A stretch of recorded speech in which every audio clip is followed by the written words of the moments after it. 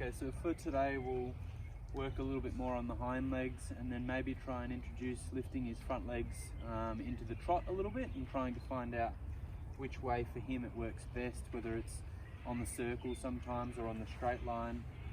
But starting out with the hind legs, essentially what we want to do is teach him the same technique that we've taught him from the front legs. Is first he has to really accept the whip and accept that it means essentially nothing when we rub over his body, that he's nice and relaxed to it. Of course, as the energy levels rise, then he should still be relaxed to it, but obviously reactive. We don't want him to be too dopey or anything like that, but he should always, from the beginning, especially at this stage, be nice and relaxed and be able to just stand here and think it means nothing, even on the leg if possible.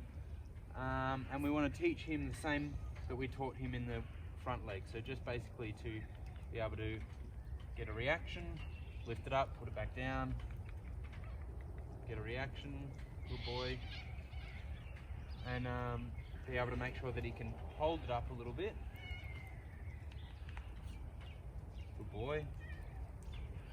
And it's all just about what you release for in terms of the pressure of the whip. You have to have really good feel on being able to go, make sure that this means do something.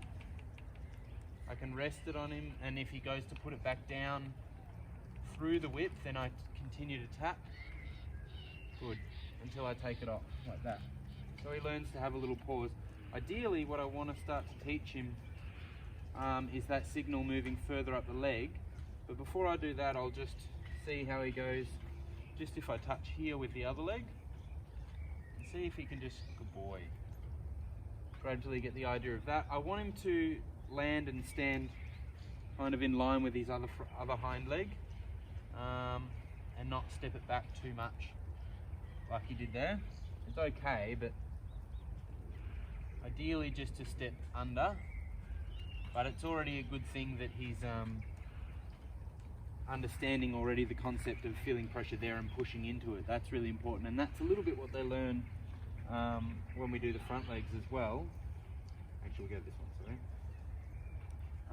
To do that, to get the release, and it's the same concept. Sometimes they don't immediately get it with the hind legs, but it is a good concept.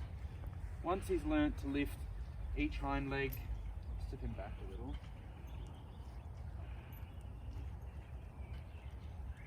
Once he's learnt to go a little bit inside, this one, yeah, good. And he learns to do that a little bit quicker, then we can start to think about maybe moving him forward in the walk a little bit and getting him to walk forward, and each time this inside hind begins to come forward, see if we can start to change the way it moves a little bit. So a little woo in front and a little tap, and see if we can get him to lift it up a little bit higher. And then eventually it's a little bit the same as the trot or the walking forward with the front legs. We start to tap here even when the outside hind leg is coming forward, and maybe a little check here in front, and then he starts to learn to do it from both hind legs from this one spot here, keeping it nice and short. You just have to be really good with the release of pressure and know exactly the time to reward him for something that was good, and understand when when is too far. If you get too much excitement involved, that they don't get what you're asking either.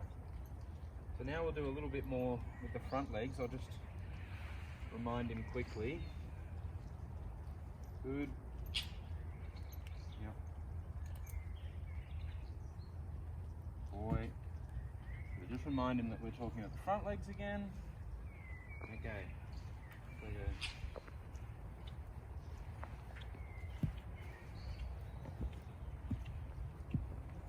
Good. Boy.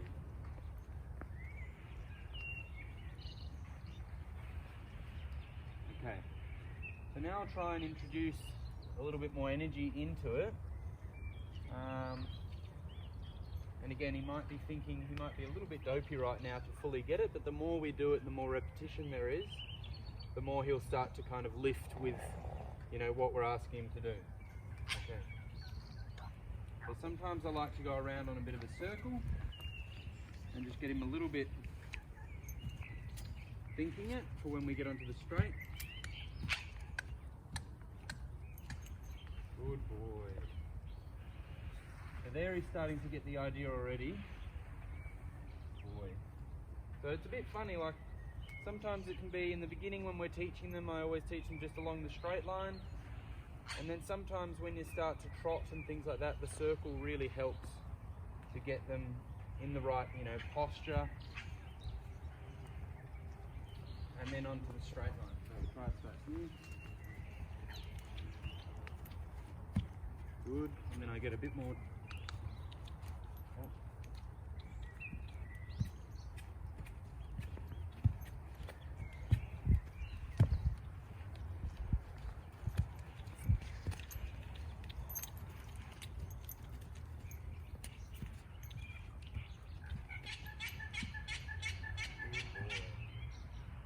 That was a good attempt. And again, once he's relaxed enough about it and he, really understands what you're talking about with the front legs, they don't get tense from it because they really understand what the question is. I mean, you still have to know when is too much, but I should be able to now be at the stage where I can repeat these things without him getting too full on. And if he gets too strong or anything like that, then you have to be ready to